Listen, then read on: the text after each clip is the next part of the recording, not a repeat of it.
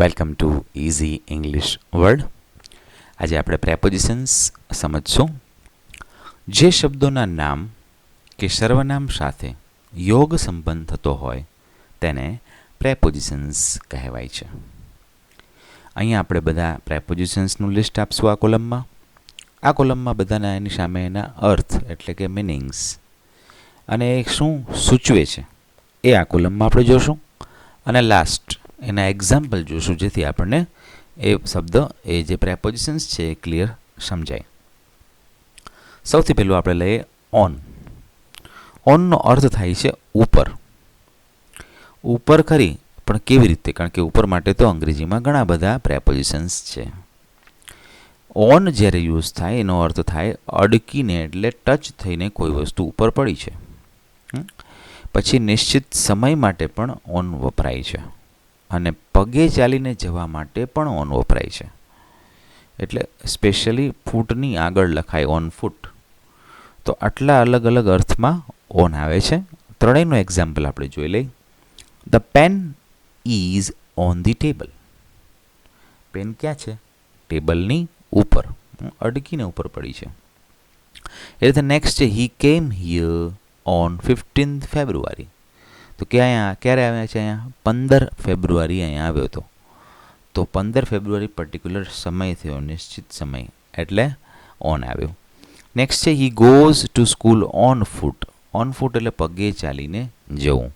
તો એ સ્કૂલે કેવી રીતે જાય છે? પગે ચાલીને. નેક્સ્ટ બીજું જે પ્રેપોઝિશન છે એ છે ઓવર. ઓવર, અવર નથી, ઓવર છે. ઓવરનો અર્થ થાય ઉપર, પણ કેવી રીતે ઉપર? તો અડક્યા વગર ઉપર. અડક્યા વગર ઉપર માટે ઓવર યુઝ થાય છે. જેમ કે the rabbit jumped over the wall. રેબિટે જમ્પ કેવી રીતે કર્યો? ઓવર ધી વોલ, દિવાલની ઉપરથી, અડક્યા વગર. The fan is over my head. આપણો પંખો જે છે એ આપણી માથાની ઉપર છે, પણ અડીને નથી, અડ્યા વગર ઉપર છે. એ રીતે. એબો. એબો ક્યારે વપરાય? ધ એબો છે એક જ સપાટી ઉપર કોઈ વસ્તુ ઉપર હોય, એક જ સપાટી ઉપર. સપોઝ દિવાલ છે, તો દિવાલમાં કોઈ વસ્તુ, માની લો કે એક ફ્રેમ છે, એ ફોટો ફ્રેમની ઉપર ક્લોક છે, તો એ એક જ સપાટી ઉપર થયું. જ્યારે એક જ સપાટી ઉપર કોઈ વસ્તુ ઉપર હોય ત્યારે એબો યુઝ થાય. The photograph is એબો the clock. Photograph ક્યાં છે? ક્લોકની એક્ઝેક્ટ ઉપર. પણ ઉપર કેવી રીતે છે? એક જ સપાટી ઉપર. એ રીતે અપ.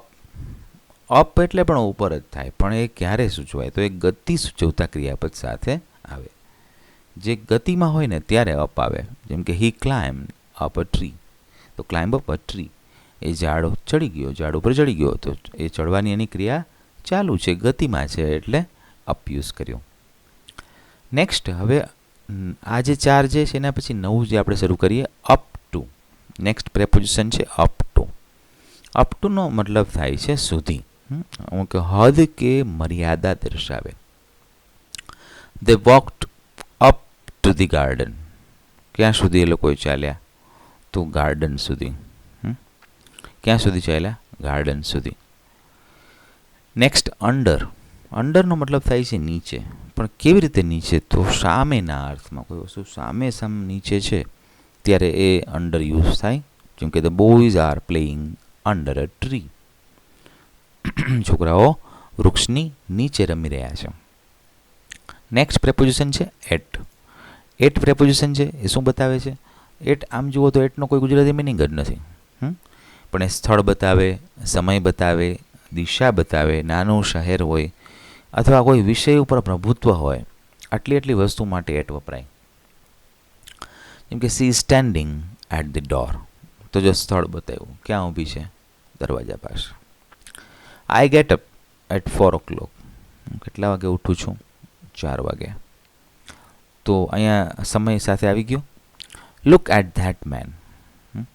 એ દિશામાં જુઓ, એમ એ માણસ તરફ જુઓ. લુક પછી એટ વપરાણું. એ રીતે હજી નાનું શહેરમાં વાપરી શકાય. કોઈ નાના શહેરમાં લખાય આઈ લીવ ઇન, તો આઈ લીવ ઇન. મોટું સિટી હોય તો લીવ ઇન, પણ નાનકડું હોય તો આઈ લીવ એટ. એ રીતે વિષય પર પ્રભુત્વ છે. તો એના માટે સપોઝ કોઈ વિષય છે, માની લો કે ઇંગ્લિશમાં પ્રભુત્વ છે તો એટ ઇંગ્લિશ લેવાય, ઇન ઇંગ્લિશ નથી કહેવાતું. એ રીતે. નેક્સ્ટ ઇન છે. ઇનનો મતલબ છે માં. સ્થાન સમય દર્શાવે, સ્થાન પણ બતાવે ને સમય પણ દર્શાવે.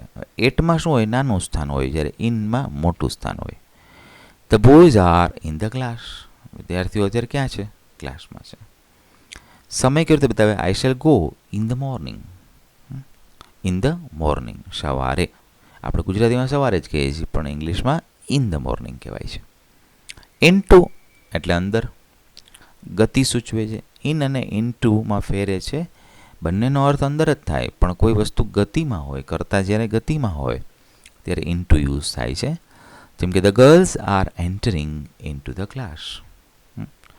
છોકરીઓ ક્લાસની અંદર પ્રવેશી રહી છે. નેક્સ્ટ છે બાય.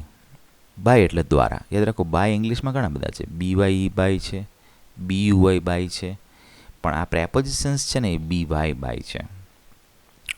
એનો અર્થ થાય દ્વારા. કોઈ દ્વારાનો અર્થ સમય કે સાધન વડે. જેમ કે letter was written by me. કોના દ્વારા લખાણો? મારા દ્વારા. She will written by 10 PM. આ 10 વાગ્યા સુધીની વાત હોય ને ત્યારે બાય લખાય છે, કે 10 સુધીમાં આવી જ જશે. બરાબર. તો એ રીતે કોઈ કામ આપણે કરીએ છીએ કોઈ વસ્તુ વડે, તો પણ આપણે an apple was cut by a knife, એમ કે છરી વડે કપાણું એમ. તો એ રીતે બાય યુઝ થઈ શકે. પછી વિથ, થી વડે, સાથે માટે. સાથેનો અર્થ છે દ્વારાનો અર્થ છે. I go to school with my friend. એ રીતે my sister cuts vegetables with a knife. તો સાધનનો અર્થ થયો. બરાબર. એ રીતે વિધાઉટ ક્યારે યુઝ થાય? વિધાઉટ એ સિવાય. વિથ પણ અહીંયા વિધાઉટ ઉચ્ચાર જોજો. વિથ, વિધાઉટ નહીં, વિથ, વિધાઉટ. સિવાય, ના વગર, ના સિવાય. જેમ કે do not travel without a ticket. Ticket વગર મુસાફરી કરવી નહીં. નેક્સ્ટ આપ્યું છે બિફોર. સમય માટે છે પહેલાં. બિફોર એટલે પહેલાં. સ્થાન, સમય. વિદ્યાર્થીઓને વારંવાર કહેતો હોઉં છું કે બિફોર અને આફ્ટર આ બંનેમાં ખાસ ધ્યાન રાખો. આમાં આફ્ટરમાં એ આવે છે અને બિફોરમાં બી આવે છે. હવે ABCDની અંદર એ પહેલાં આવે અને બી પછી આવે. અહીં આપણે ઊંધું યાદ રાખવાનું. પ્રેપોઝિશન્સની અંદર ઊંધું યાદ રાખવાનું. અહીં બી પહેલાં અને એ પછી, એટલું યાદ રાખો. ABCDમાં એ પહેલાં અને બી પછી. પ્રેપોઝિશન્સની અંદર બી પહેલાં અને એ પછી, આટલું યાદ રાખવાનું. તો બિફોર એટલે પહેલાં. સ્થાન કે સમય બતાવે. The cat is running before a dog. કારણ કે આગળ દોડવું પડે ને. અને we shall come before 8 AM. 8 પહેલાં અમે આવી જ જશું. નેક્સ્ટ છે આફ્ટર. મેં તમને વાત કરી, આફ્ટરનો મતલબ થાય અહીંયા પછી. એ પણ સ્થાન સમય બતાવે. The policeman is running after a thief. ચોરની પાછળ દોડી રહ્યા છે. He will go after an hour. 1 કલાક પછી એ જશે. નેક્સ્ટ આપ્યું છે ફ્રોમ. ફ્રોમનો અર્થ થાય છે થી અથવા માંથી. સ્થાન માટે વાપરી શકાય, સમય માટે વાપરી શકાય. પછી રોગથી પીડાતા હોય એવા અર્થમાં પણ આવે છે. જેમ કે સફરિંગ હોય ને તો સફરિંગ પછી ફ્રોમ આવે છે. આઈ કમ ફ્રોમ જામનગર. તો આપણું સોર્સ બતાવે, એના માટે ફ્રોમ વાપરી શકાય. C suffering from malaria. મેં તમે વાત કરી, રોગ માટે વાપરી શકાય. India become free from the British rule in 1947. તો આ સમય બતાવી દીધો ફ્રોમથી. નેક્સ્ટ આપ્યું છે ટુ. ટુનો મતલબ થાય છે કોઈ વસ્તુની તરફ, ની તરફ. સ્થાન, સમય અને ના પ્રત્યે, એવા 3 અર્થમાં વપરાય. વી રીડ ફ્રોમ 7 to 11 PM. રાતના 7 થી 11 વાગ્યા સુધી વાંચ્યું. Don't go to school today is a holiday. તો ટુ શબ્દ જુઓ, ગો પછી વપરાણો છે. Next I prefer milk to tea. ઘણા બધા ઇંગ્લિશમાં પ્રિફર સાથે ધેન મૂકતા હોય છે. યાદ રાખજો, પ્રિફર સાથે હંમેશા ટુ આવે. ઘણી બધી જગ્યાએ આ બધું પૂછાય પણ ખરી. કોમ્પિટિટિવ એક્ઝામમાં પણ ઘણી વખત પૂછાયેલું છે. પ્રિફર સાથે હંમેશા ટુ આવે. I prefer milk to tea. હું જે છે મિલ્કને પસંદ કરું છું ચાને બદલે. Next beside. બિસાઇડ એટલે બાજુમાં, નજીકના અર્થમાં આવે. આઈ સિટ બિસાઇડ માય ફ્રેન્ડ પ્રકાશ. કોની બાજુમાં બેઠો હું? મારા મિત્ર પ્રકાશની બાજુમાં. યાદ રાખો, બિસાઇડને જો એસ લગાડવામાં આવે તો એનો મિનિંગ ચેન્જ થઈ જાય છે. બિસાઇડ્સનો મતલબ છે તદુપરાંત, વધારાના અર્થમાં હોય છે, જેને આપણે મોરઓવર પણ કહી શકીએ. બિસાઇડ્સ ધીસ બાઇસિકલ, આ બાઇસિકલ ઉપરાંત, આ સિવાય, આઈ હેવ ન્યૂ, અને મારી પાસે નવી પણ છે એમ. બિહાઇન્ડનો મતલબ છે પાછળ, બિહાઇન્ડ પાછળ. સ્થાન, the thief hid behind the wall, ચોર ક્યાં છુપાણો? દિવાલની પાછળ. ઇન ફ્રન્ટ એટલે સામે. સ્થાન ઘણી વખત એડ્રેસમાં ઇન ફ્રન્ટ પર પડતા હોય છે. અહીંયા કોઈ વ્યક્તિ ઊભી છે, જેમ કે she standing in front of the students, વિદ્યાર્થીઓની સામે ઊભા છે. જ્યારે ભણાવતા હોય ત્યારે સામે ઊભા હોય, અને જ્યારે ફોટો પડાવતા હોય ત્યારે એમની વચ્ચે ઊભા હોય. અમંગ. બિયોન્ડ, બિયોન્ડ એટલે સામે પાર, બીજી બાજુએના અર્થમાં. There is a garden beyond the school, સ્કૂલની બીજી બાજુ શું છે? બગીચો છે.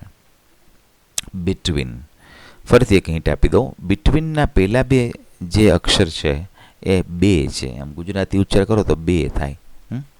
તો બે એટલે બે. યાદ રાખો, હંમેશા બે વ્યક્તિ વચ્ચેની વાત હોય ને ત્યારે જ બિટવીન આવે. બે પહેલા બે અક્ષરનો ઉચ્ચાર ગુજરાતી યાદ રાખવાનો. બે વસ્તુ હોય, બે વ્યક્તિ હોય, બે પ્રાણી હોય, બે પક્ષી હોય, એમની વચ્ચે જ્યારે વાત થાય ત્યારે બિટવીન આવે. જેમ કે he sits between Ashok and Arvind, તો અશોક અને અરવિંદની વચ્ચે બેસે છે. નેક્સ્ટ અમંગ. અમંગ ક્યારે વપરાય?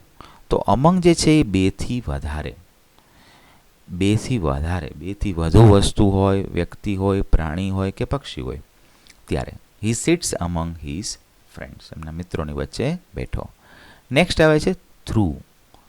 યાદ રાખો, થ્રુ, ધો નથી. સ્પેલિંગમાં ઘણી વખત એવું થાય, આપણે ઉતાવળમાં પહેલાં અક્ષર વાંચીએ છીએ, આળસમાં એવું કરીએ છીએ, આખો સ્પેલિંગ વાંચતા નથી. તો થ્રુનો અર્થ થાય છે માંથી, માંથી પસાર થવાના અર્થમાં. દે વોકડ થ્રુ ધી સ્ટ્રીટ, એ લોકો શેરીમાંથી પસાર થયા. ઓફ, ઓફ આપણે જે વિભક્તિમાં પણ આવે છે, નો, ની, નું, ના, માલિકી પણ દર્શાવે, અને એક વિશિષ્ટ અર્થ પણ રોગથી મૃત્યુના અર્થમાં પણ ઓફનો યુઝ થાય છે. The colour of my shirt is green, the colour of my shirt, મારા શર્ટનો રંગ કેવો છે? ગ્રીન છે. હી ડાયડ ઓફ સોરો, તો ડાયડ પછી પણ ઓફ આવે છે. નેક્સ્ટ છે એક્રોસ. એક્રોસનો અર્થ થાય છે ઓળંગીને, એક બાજુએથી બીજી બાજુ સુધીના ઓળંગવાના અર્થમાં એક્રોસ યુઝ થાય છે. નીરજ રેન એક્રોસ ધી રોડ, રોડની પેલે બાજુ એ જાય છે, દોડે છે. અલોંગ, અલોંગનો અર્થ છે ની સમાંતર, આપણે જે ગણિતમાં જે સમાંતર રેખા આવે ને એમ અલોંગ, એક છેડેથી બીજા છેડા સુધી ઉપર થઈને ફરતું, એમ સાથે સાથે. જેમ કે we walked along the Indira road, Indira road અમે ચાલતા ગયા. અલોંગ એની સાથે સાથે, જેમ રોડ પણ આગળ જતો જાય અમે પણ ચાલતા ગયા. ફોર, ફોર એટલે માટે, જેનો અર્થ થાય માટે, સ્થળ, હેતુ અથવા કારણ બતાવે. દે ફાઉટ, ફાઇટનું ભૂતકાળ, they fought for the freedom of India. તો આઈ હોપ આપણા આટલા જે પ્રેપોઝિશન્સ છે એ આપને બરાબર સમજાઈ ગયા હશે. એમના ઉદાહરણ પણ આપણે જોઈશો તો ખ્યાલ આવી જશે, અને એમની પ્રેક્ટિસ પણ આપ કરશો તો વધારે સારું આપણને સમજાઈ જશે. પ્રેપોઝિશન્સ આપણે આમ જુઓ તો ક્યાં પૂછાય છે, તો ખાસ ધ્યાન આપજો. પ્રેપોઝિશન્સ છે આપણે જ્યારે આપણી રીતે જાતે આપણે ઇંગ્લિશના વાક્યો લખીએ ત્યારે પ્રેપોઝિશન્સમાં આપણે ભૂલ કરતા હોઈએ છીએ, તો એ ભૂલ ન થાય એના માટે આ પ્રેપોઝિશન્સ જે છે એ આપણે ડિસ્કસ કર્યા. Thank you very much for watching Easy English World.